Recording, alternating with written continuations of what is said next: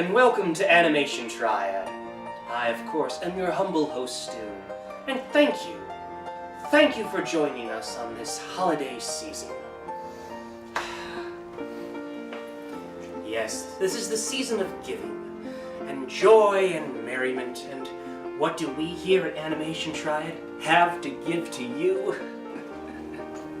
Why, we have all the finest animation reviews to give to you, as well as a healthy dose of Heavy metal!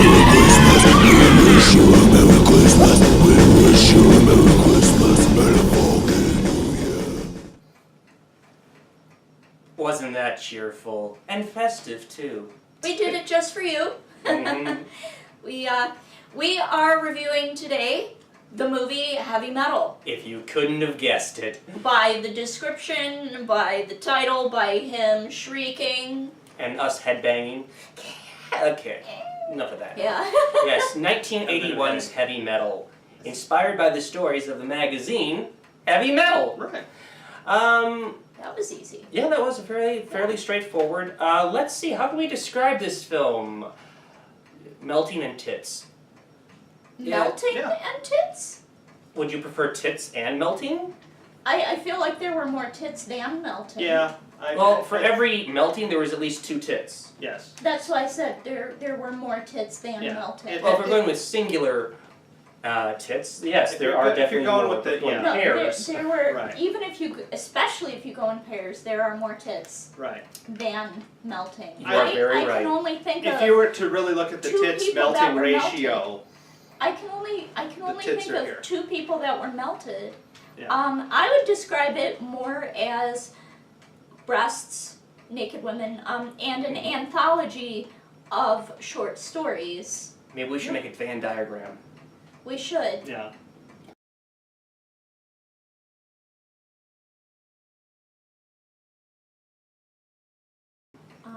I would say it's more of an anthology of short stories Yes. that ultimately kind of culminates into a sort of larger story.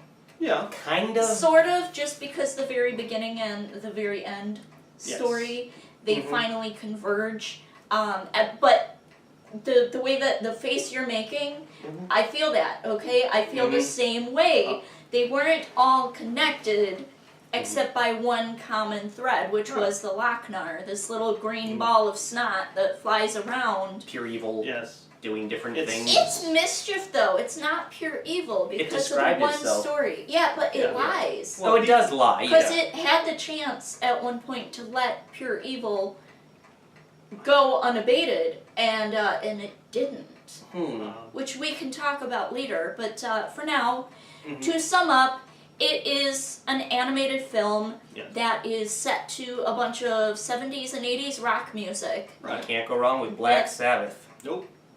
that follows a few short stories Right. Mm-hmm. Yeah. That's, and so many breasts. yes. I mean, that was kind of the setup of the magazine, which, Mm-hmm. you know, I read, but I mean, I didn't read the article. I just looked at the pictures, so it's fine. Naturally. Fair enough. I'm not surprised. Basically, I grew up with it Mhm. because I'm a child of the 80s. Mm-hmm. I Myself. also knew about this as a kid. Yes. And Yes. this was back, like, here, come gather around Grandpa Ted, and I'll tell you of the dark times before there was easy access to internet porn. Dark you had- days indeed. Oh, yes. And that's why you had heavy metal. Yeah. When I discovered this as a wee young lad, I was like, hey, this cartoon has boobs. That is new. They normally don't, from what I've seen.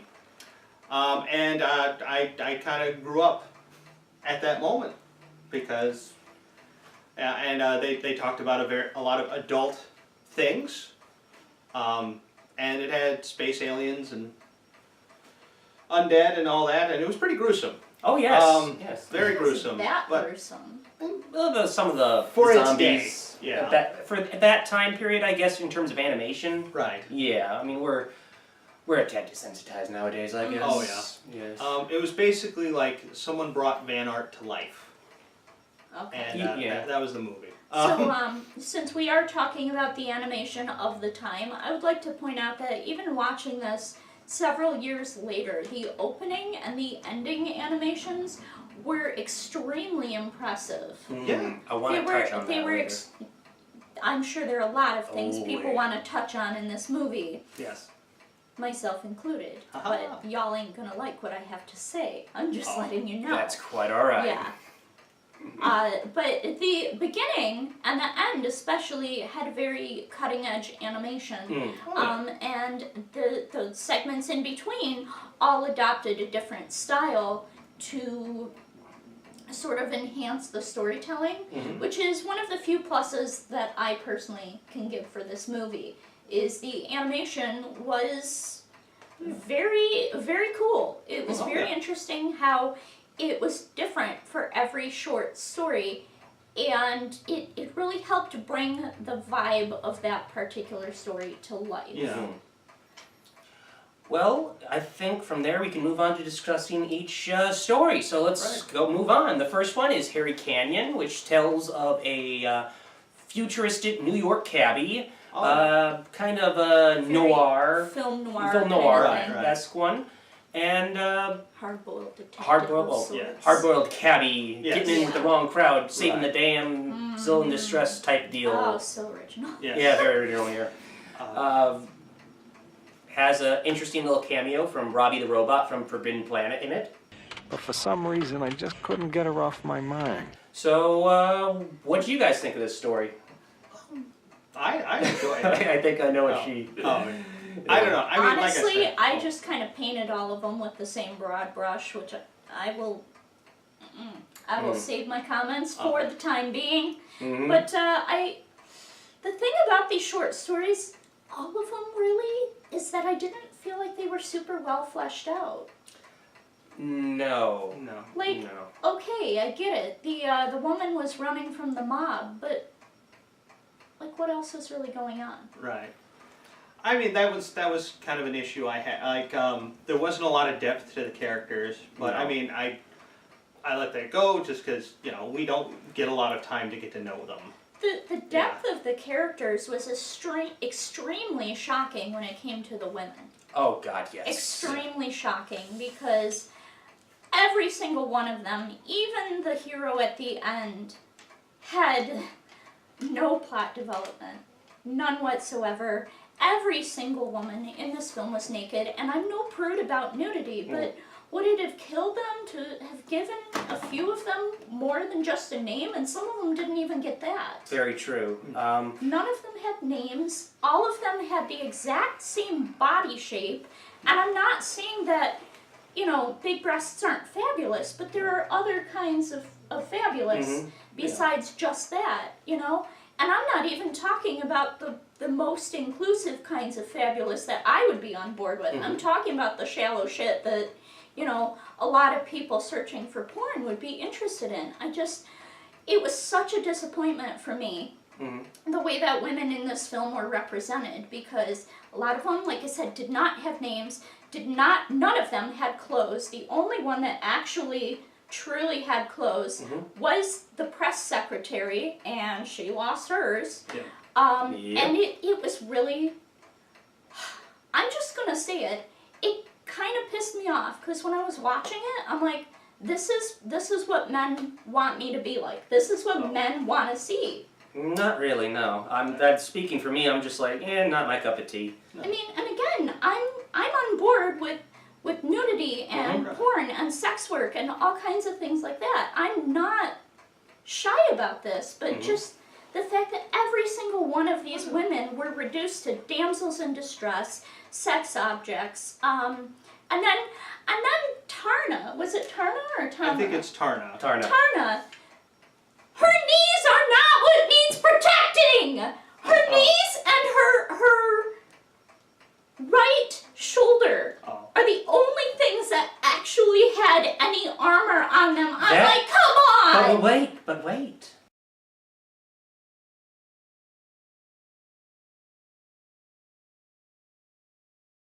That gives you key insight into her character, because that is obviously her weak point. And her kneeccaps. Yes. Apparently her kneecaps. She doesn't want to be kneecapped. No?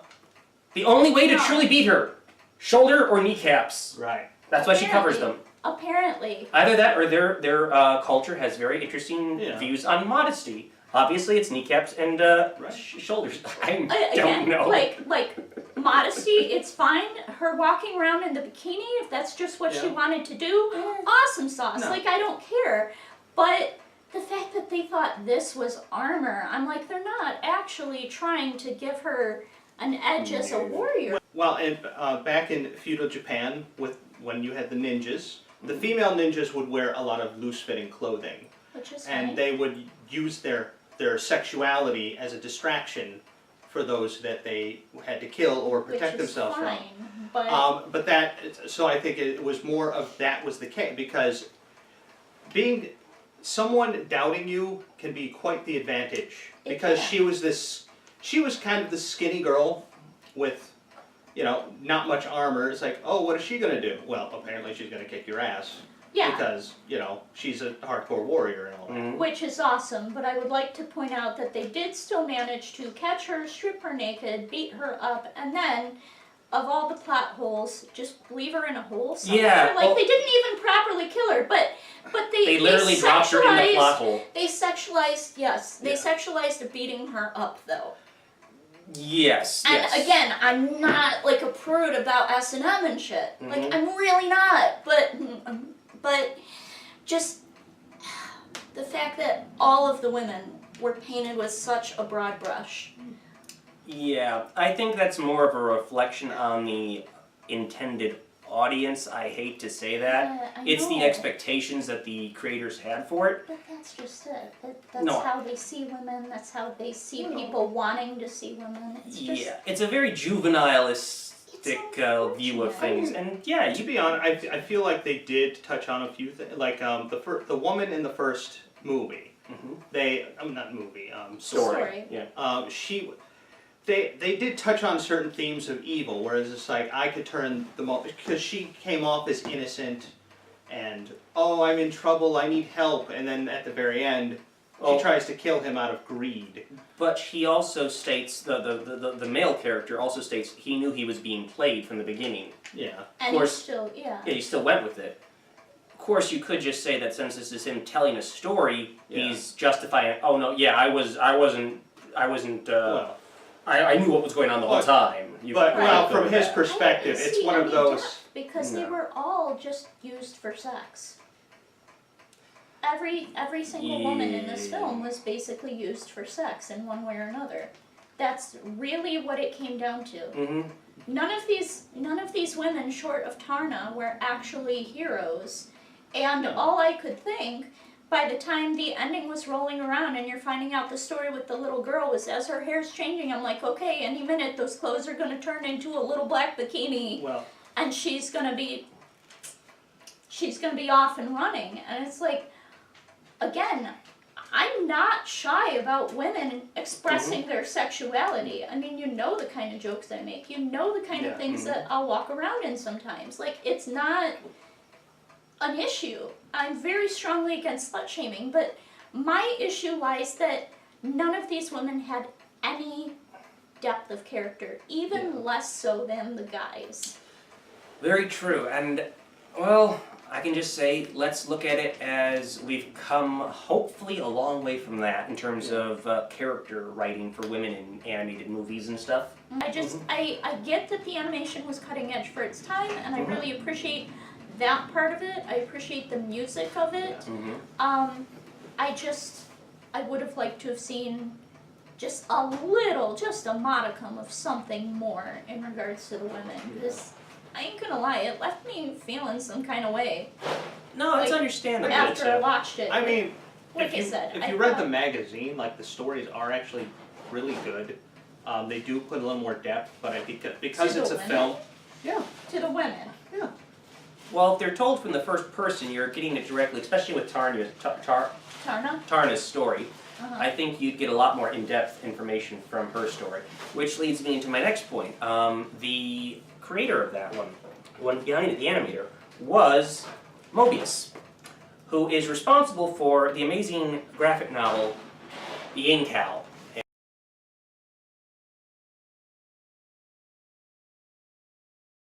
and very influential. Also worked on Dune, the original version of Dune with Aronofsky.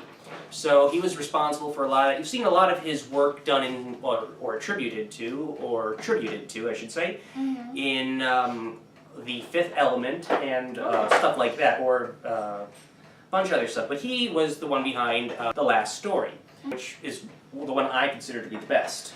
Agreed, actually. Yes, I think that was the best one by far. Tarna, yes. Okay. I was gonna say I like the World War II one.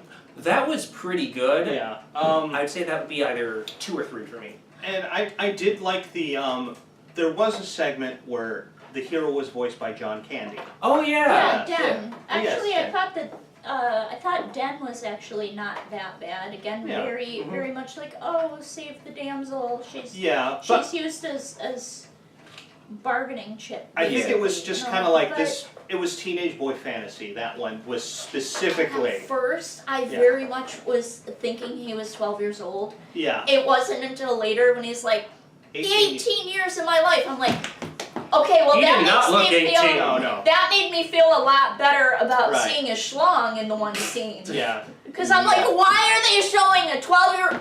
Yep. Right. But then yeah, he ended up being 18, Right. and all he was actually looking for was companionship, which Right. he eventually got. Mhm. So that one didn't Right. bother me quite as much, Mm. you know. Yeah. I did get what was that one artist that used to do like those weird like monster people driving cars? Oh Lord. Yeah. I know who you're talking about. I got a I feel. used of, to actually know his name, but Yeah. now I'm blanking. I got a feel of some of his artwork Yeah. from the one with the court scene. Oh yeah. Yeah, and the court scene was interesting to me because this is actually where Lochnar, the green ball of evil snot, Oh, that's Mhm. right. I forgot about that one. Yeah. that one actually really struck me because I'm like, wait a minute, does this guy who's literally responsible for human trafficking Mm-hmm. get away with it scot-free? He never got caught, even with Hanover Fist. Oh, Oh yeah. my god, the name! yeah. Hanover Fist. I kind of think it enjoyed was- that one. Even with Hanover Fist ending up breaking his cover story because of the Lochnar. Right. Proving, in my opinion, that the Lochnar is not completely evil because he's trying to out him. Right. But was he actually? I think the whole thing was set up by what was his captain's name? Oh, I can't remember. I don't the captain. remember. The guy, the one on trial. Yeah, He pays him at the end, says, "Great job." and then drops him out. Yeah. Right. Yeah. But I think he actually intended for him to. He knew he was going to lose the trial, so what he was going to do is he just needed a way to an escape route. Right. Oh. So I think the Yeah. Lochnar didn't Oh, interfere at yeah. all. No. You know what? Yeah, I think you're right. Mhm. I hate that he actually got away with it and got to Right. keep doing what he was doing. He was Yeah. trafficking children, for fuck's sake. I think No, it was it's just not kind okay. of a commentary because like with heavy metal it's not like your classic sci-fi, you know, the hero always Right. wins. Right. It's, you know, it's just something it did bring up, it was brutal because, well, metal's brutal, and Mhm. secondly, you know, it's in a lot of these stories the hero did not win, and in fact Right. he Yeah. lost bad. Yeah. But I think the it looked like the same, and it might have been the same animators, were from like Mad or Cracked magazine. Yeah, that's what I So was thinking. I can't think of their names, but I know what you're talking about. Yeah. Can someone just explain to me, though, Mhm. why the Lochnar feels the need to speech at the little girl? He's like, sit down, child, it's story time. Yeah. And he starts just telling her a bunch of shit, and she's just got the same reaction the whole time. Look at me. Look carefully.